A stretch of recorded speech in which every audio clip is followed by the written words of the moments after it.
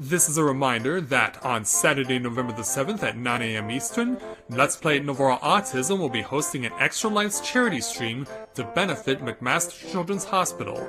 Of course, we encourage you to come, and we strongly encourage you to donate to support towards this wonderful cause.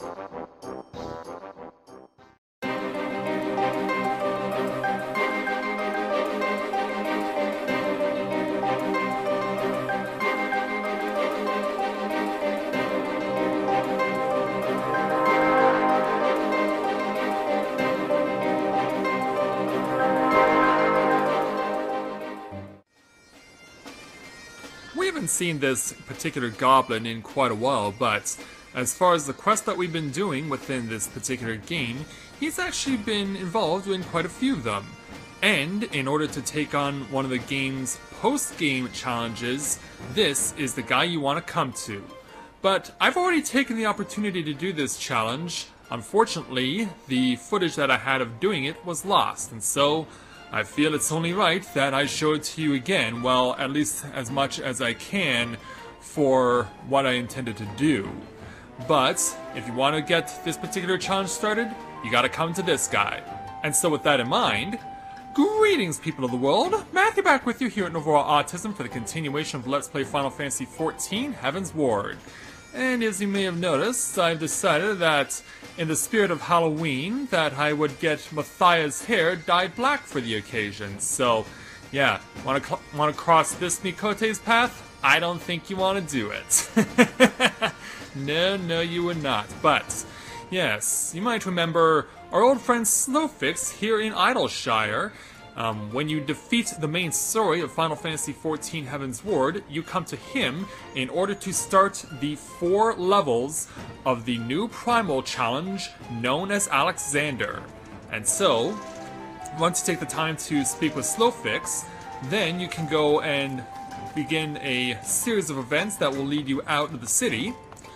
So we'll make our way out, and it doesn't actually matter which way I go because I have a flying mount regardless, so we're going to get there in no time flat. But ultimately you're going to want to speak with Y'shtola because she'll give you some of the details, and then, well, why don't we talk to her just so we can show off what she says, because you can actually see Alexander off in the distance there in that protected dome. Hey Y'shtola. In spite of its appearance, that mechanical monstrosity is a primal, and it is causing us no end of worry. No sooner do we put one primal down than another appears to take its place. I am beginning to see a pattern. I can totally understand there, Y'shtola. But yes, over the course of the journey, you will get to meet some people that you are familiar with, as well as some new ones. People that you will be familiar with already include the likes of Cid, Biggs, and Wedge. And you'll also get to meet, over the course of the experience of doing the various quests within Alexander, a young female Aura treasure hunter by the name of Mide, who claims that an important item that is very important to her, obviously, I believe it's called the Enigma Codex, is actually located within Alexander itself, and so she tags along with you for the purpose of finding that particular item. So, once you've spoken with all the necessary people, you want to make your way down here to where Alexander's hand stands.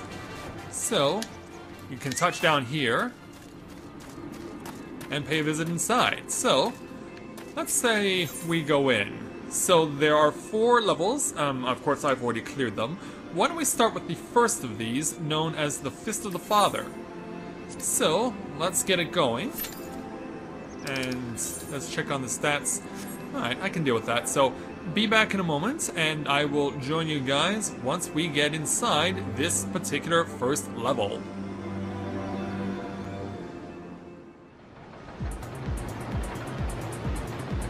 Okay, and so we are now beginning on the first of the 4 stages here at Alexander, the Fist of the Father.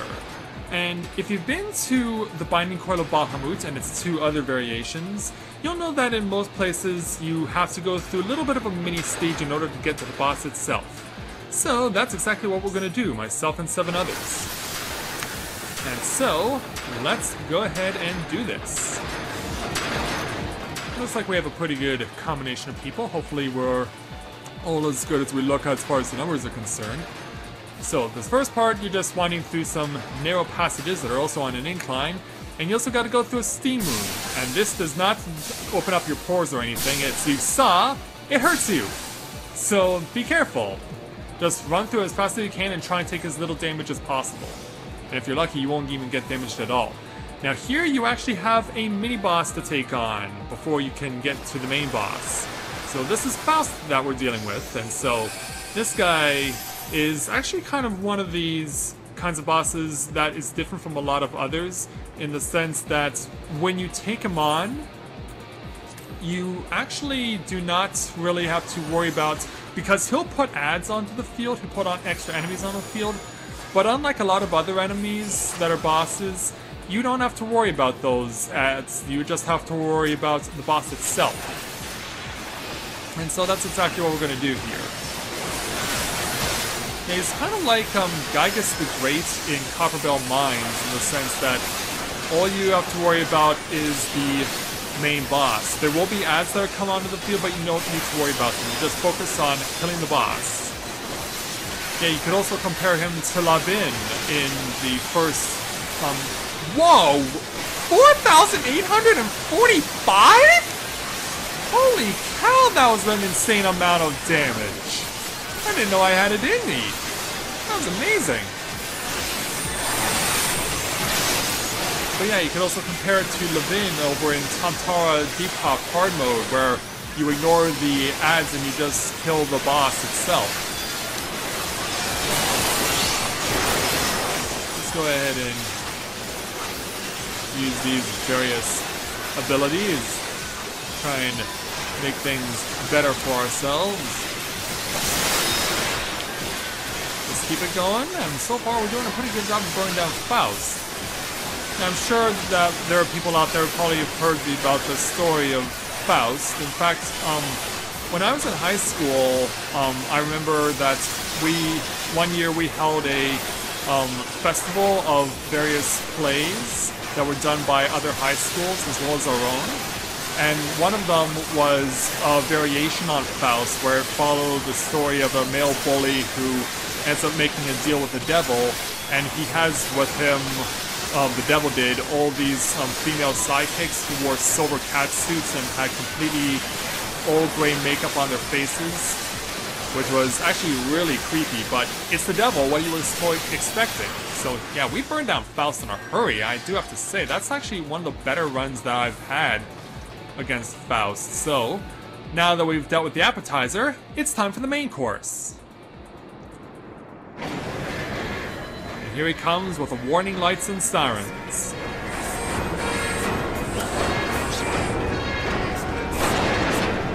So yes, this is the first of the bosses that we will be taking on here in Alexander. So, let's go ahead and pay him a visit. And we actually get to make it a point to surf down onto the field. This is the Oppressor that we're taking on, and he is quite a very tough boss if you don't know how to deal with him correctly.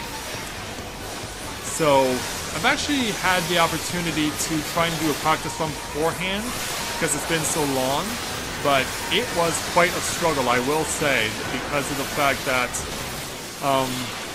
we actually had situations where we were not doing the fight correctly, because the Oppressor has a very big twist that happens later on, that if you don't take care of it in the right way, you will be completely destroyed. Your entire party will be completely destroyed.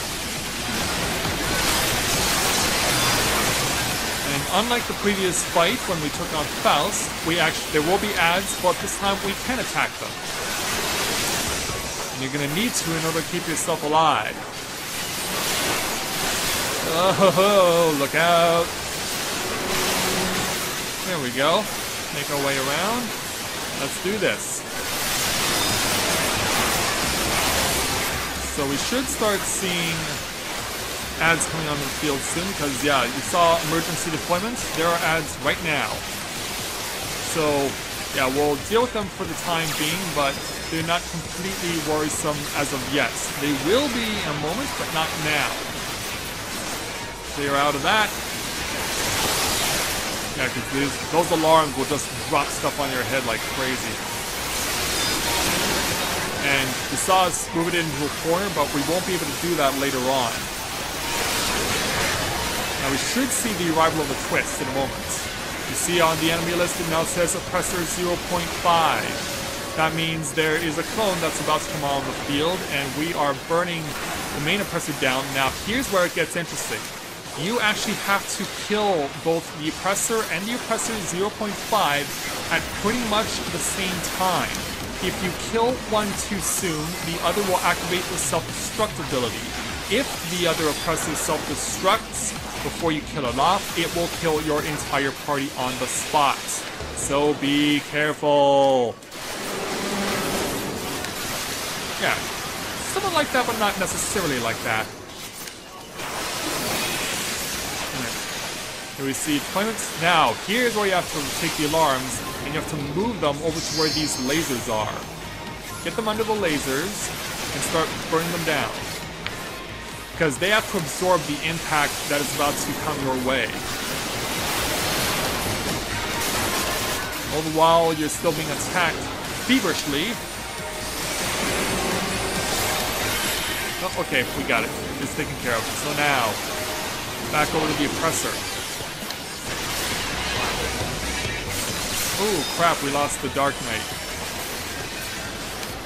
Well, we're gonna get a break because these two are gonna go up into the sky for a moment. And we now have to run to the opposite direction of where they're about to land. I'm trying to figure that out too. Alright, so it is 40 to 47, so we need to focus more on point 5. Look out.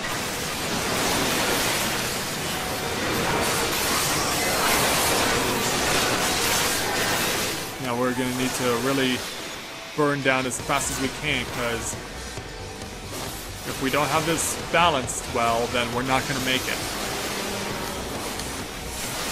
And I'm shocked I didn't use my Blood the Dragon abilities there, but I should have. Follow me, alarm.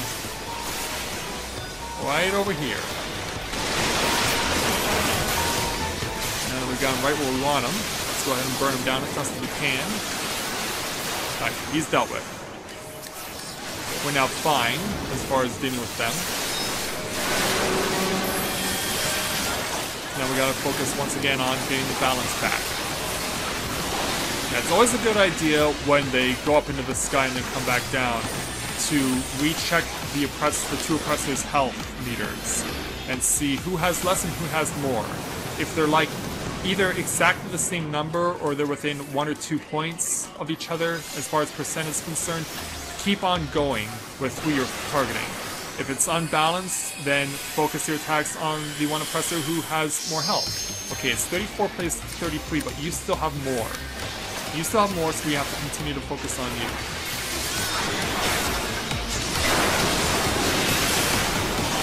Right.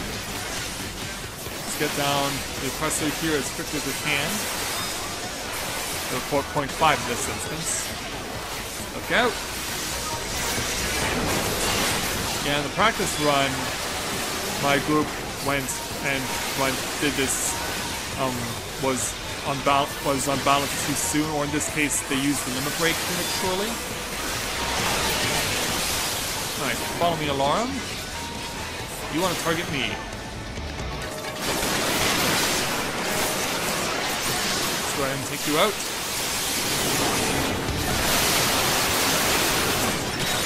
Almost got you. There we go. Oh, this is gonna hurt. Oh, did I escape that? I did.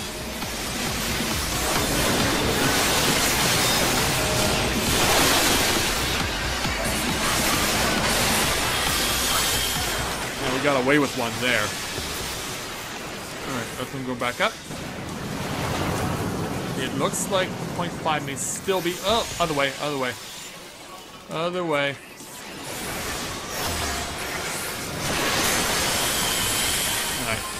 Not bad. And what are the numbers? It's 19 plays 23. Wow. Yeah, the 0.5 is not getting the attention he needs to be getting. Either that or I'm just not putting out enough DPS. We who are focusing on the 0.5 are not putting out a sufficient number of DPS.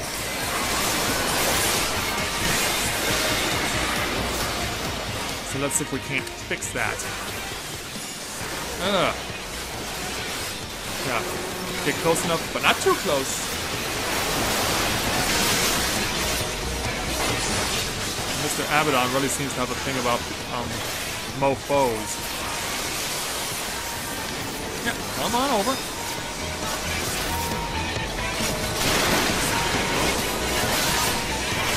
Into this guy twice. Knock him down. Get the quick hit rate up.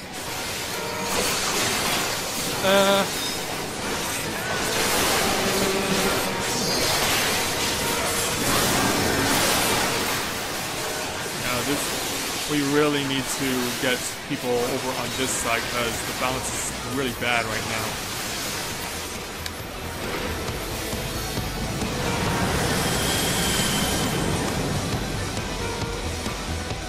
One over here.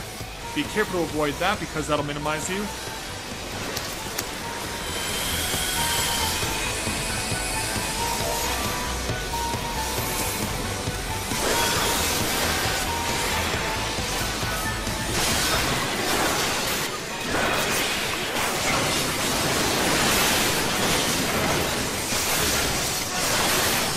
In fact, I wonder if it's even a good idea for me to even use Limit Break at this point. Ugh. Well, at least we're three. Do we have more people over here now? Okay, well, I think I'm gonna go ahead and use Limit Break right now. Or is it already being used?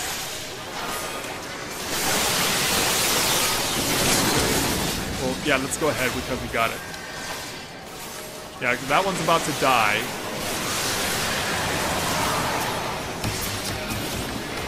Now for this guy. There we go. First try.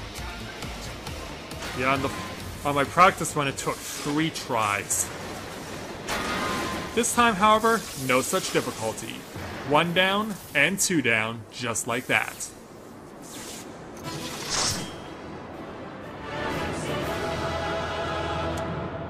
And there we go. We are on our way. So let's go ahead and give a commendation.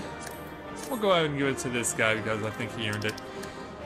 As far as stuff is concerned, each of the stuff that you see here can be used to trade in Idleshire for getting various pieces of equipment. But since I've already obtained, you can only obtain 1 such piece every week. So you have to, since I was able to get some of these pieces in practice runs, I was able to already have them. So that takes care of them. And so we now have the first of the 4 levels of Alexander dealt with. So now that we've dealt with the Fist of the Father, we can now start moving further up the arm in order to continue on with our quest. So with that, I'd like to thank everyone for watching the continuation of Let's Play Final Fantasy XIV Heaven's Ward. And when I join you again, we will make our way over to the next section of Alexander. So until next time everyone, this is Matthew at Navora Autism, saying take care, and I'll see you soon.